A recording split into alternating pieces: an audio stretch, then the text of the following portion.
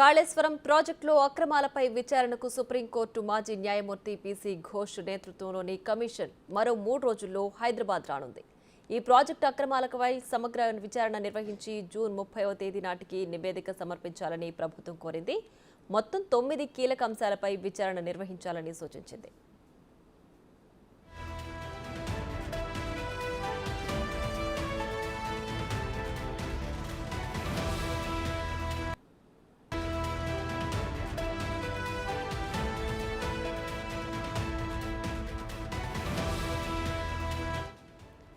Kaleshwaram project విషయమై ఇటీవల కోల్కతాలోని పీసీ ఘోష్తో భేటీ అయిన ఇరిగేషన్ సెక్రటరీ రాహుల్ బొజ్జా ప్రాజెక్టుకు సంబంధించిన వివరాలను ఆయనకు అందజేశారు.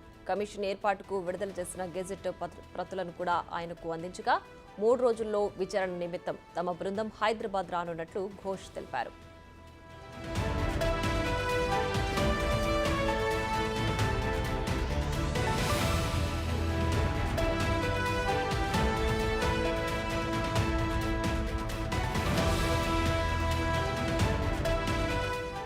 విచారణ బృందం ప్రధానంగా మేడిగడ్డ, అన్నారం, సుందిళ్ల బరాజుల నిర్మాణంతో పాటు ప్లానింగ్, డిజైనింగ్లో లోపాలు, అవకతవకలు, నిర్లక్ష్యంపై నిజానిజాలను వెలికితేనుంది. ఆర్థిక క్రమశిక్షణ పాటించని కాంట్రాక్టర్ల పనితీరుపై కూడా విచారణ చేయనున్నారు. 3 బరాజుల్లో ఆపరేషన్ మెయింటెనెన్స్లో నిర్లక్ష్యానికి బాధ్యులైన వారితో పాటు బరాజులు దెబ్బతినడానికి గల కారణాలను కమిషన్ తేల్చనుంది.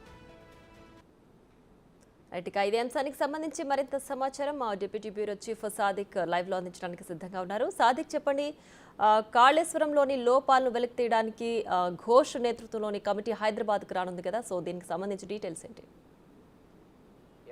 కాళేశ్వరం ప్రాజెక్టులో జరిగిన అవకతవకలు, అదేవిధంగా పిల్లల కుంగుబాటు, ప్రజాధనాన్ని దుర్వినియోగపరిచిన విషయాలపైన కూడా రేవంత్ రెడ్డి సర్కార్ ఇప్పటికే జ్యుడిషియల్ ఎంక్వైరీ కోరింది. జ్యుడిషియల్ ఎంక్వైరీ చైర్మన్గా వ్యవహరిస్తున్నటువంటి పినాకిని ఘోష్ కమిటీ అతి త్వరలో అంటే 2-3 రోజుల్లో హైదరాబాద్కు రాబోతుంది. ప్రధానంగా కాళేశ్వరం ప్రాజెక్టులో జరిగినటువంటి అవకతవకలన్నిటిపైన పూర్తి స్థాయిలో అధ్యయనం చేస్తూనే దోషులు ఎవరు దానిపైన కూడా తేల్చేందుకు ఈ జ్యుడిషియల్ ఎంక్వైరీని ఏర్పాటు చేసింది ప్రభుత్వం. ఇప్పటికే దానికి సంబంధించిన గెజెట్ని కూడా విడుదల చేసింది. అందులో ఒక ప్రధానంగా 7 అంశాలను పైన కూడా విచారణ జరిపించాలని కూడా ఇప్పటికే ఇరిగేషన్ శాఖ సెక్రటరీ రాహుల్ బొజ్జా, అదేవిధంగా ఈఎన్సీ నరేందర్ రావు వీళ్ళందరూ కూడా ఇప్పటికే ఘోష్తో విజ్ఞప్తి చేయడం జరిగింది. కోల్కతాకు వెళ్ళినటువంటి ఈ బృందం పూర్తి స్థాయిలో కూడా ఘోష్తో మాట్లాడినట్టు సందర్భం ఉంది.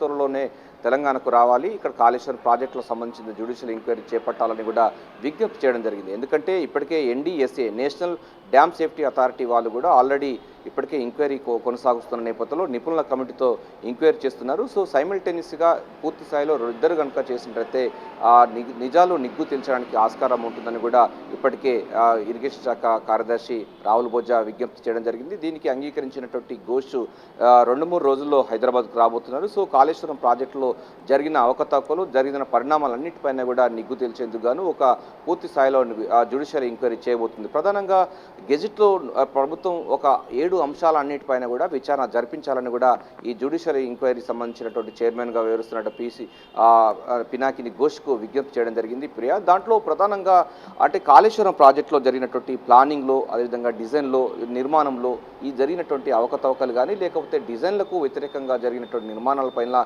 ఎవరి ప్రమేయంతో చేశారు, ఎందుకు చేయవలసి వచ్చింది, తదితర పూర్తి స్థాయిలో ఉండే అంశాలపైన కూడా అధ్యయనం చేయాలని కూడా విచారణ కమిటీకి అయితే అంటే గెజెట్లో పేర్కొనడం జరిగింది.